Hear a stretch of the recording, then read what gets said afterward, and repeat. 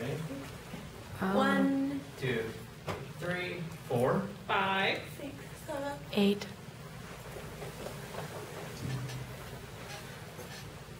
Welcome. Today I'm giving a talk on the Thanksgiving Day nightmare. This Thanksgiving, November the 22nd, 2012, there was an awful crash. It involved 150 cars. The cause of this crash was due to fog. What is fog? Fog can be described as low clouds.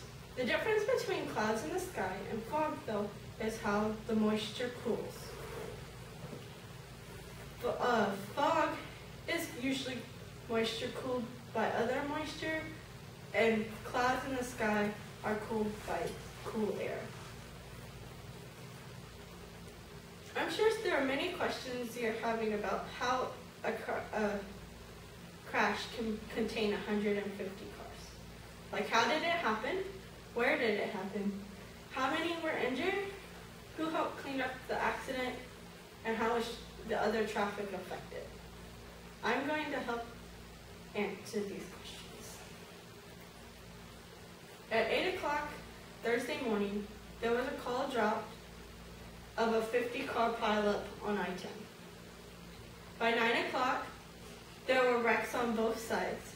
When the police and other help came, they didn't even know that there were multiple cars in the accident because the fog was so thick. They even had trouble finding the accident.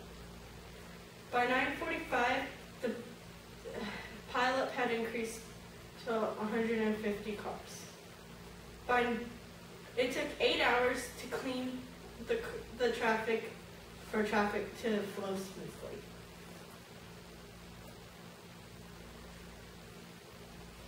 The accident happened on I-10 near Winnie. It's southwest of Beaumont, about 80 miles from Houston. It's right here.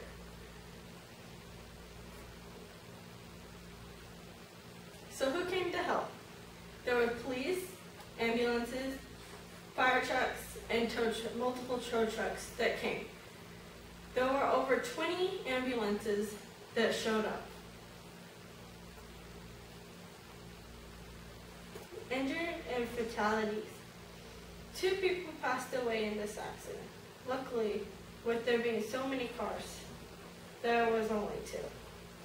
A husband and wife traveling together in their SUV to their Thanksgiving dinner were crushed behind an 18-wheeler into another car. There were over 120 other injuries, 10 to 12 which were considered critical. 80 to 90 people were taken to 5 different hospitals in the area. There were many other dangers from this accident.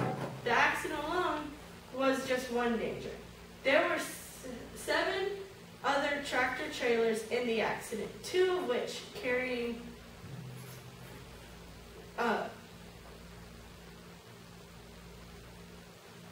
chemicals that could have caused leaks. 1 did leak.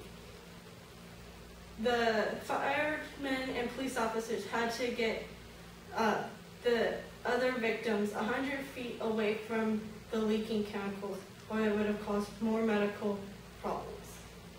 The traffic jams also caused a problem with overheating cars and cars stalling out. There were many people who were good help to others, though. There were strangers holding compressions on other people that they didn't even know, while the victims were waiting for their medical help. Also, there was a young boy and his mother. They were out looking for their puppy that was flown out of the car during their accident. They took their turkey that they had prepared for the dinner and made turkey sandwiches for the victims around them.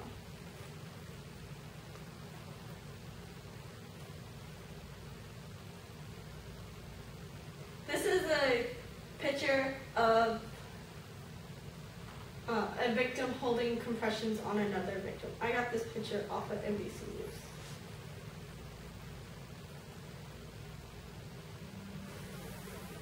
Tips on how to avoid getting into an accident during the fog.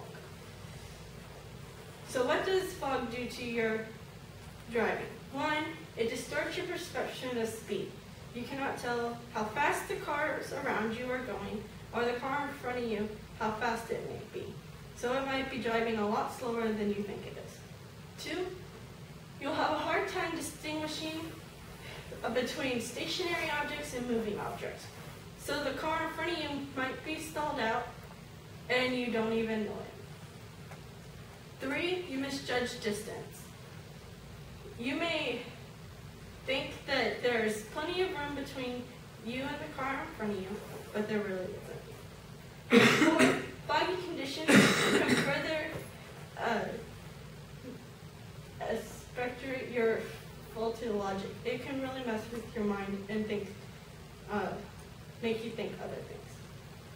So how to avoid getting into an accident in the fog? Take your time, slow down. No place is worth speeding to if your life is in danger. 2, use your fog lamps if possible. Many cars have these, but some don't. They help you see through the fog without shining the light back into your face. Number 3 is drive with extreme caution. So like I said, slow down and watch the vehicles by you. I got this tips from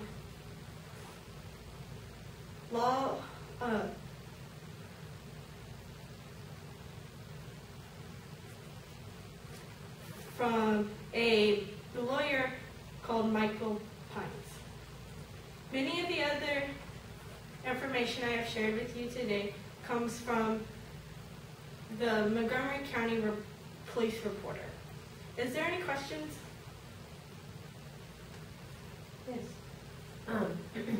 Were any of the emergency rescue vehicles, the police and the tow trucks and everything, were any of them caught in the accident? Like, did they come to hear the initial call and then get caught in the pileup or anything? None of them were reported to be in the accident, but they were caught in traffic for a little bit. Rachel? How did the initial accident that started the whole thing start? What caused it? It was one accident, and the other cars didn't see it because of the fog, so as they thought that the cars were moving, they were actually stationary. The fog messed up their view, and they were not able to. They piled right into the first accident. I know this was on the freeway, but were there any, non-car or trucks, like pedestrian or cycling or? There was none reported that were injured.